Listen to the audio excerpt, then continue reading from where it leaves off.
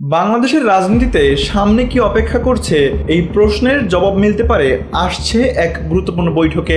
যুক্তরাজ্যে সফররত অন্তর্বর্তী সরকারের প্রধান উপদেষ্টা ডক্টর মোহাম্মদ ইউনূসের সঙ্গে বৈঠকে বসতে যাচ্ছেন বিএনপির ভারপ্রাপ্ত চেয়ারম্যান তারেক রহমান। আগামী 13 জুন লন্ডনের হোটেল ডোরচেস্টারে সকাল 9টা থেকে 11টার মধ্যে এই বৈঠক অনুষ্ঠিত হবে।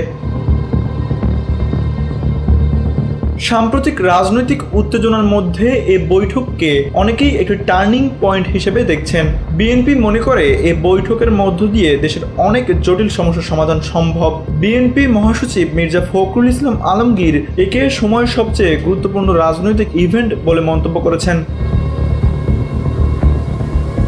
কূটনৈতিক সূত্র বলছে বৈঠকের উদ্যোগ নেয় প্রধান উপদেষ্টার দিক থেকে এবং বিএনপির পক্ষ থেকেও আসে ইতিবাচক সাড়া। জানা গেছে এই আলোচনায় নির্বাচন, রাজনৈতিক সংস্কার ও বিচার ইস্যুকে প্রধান গুরুত্ব দেবেন তারেক রহমান।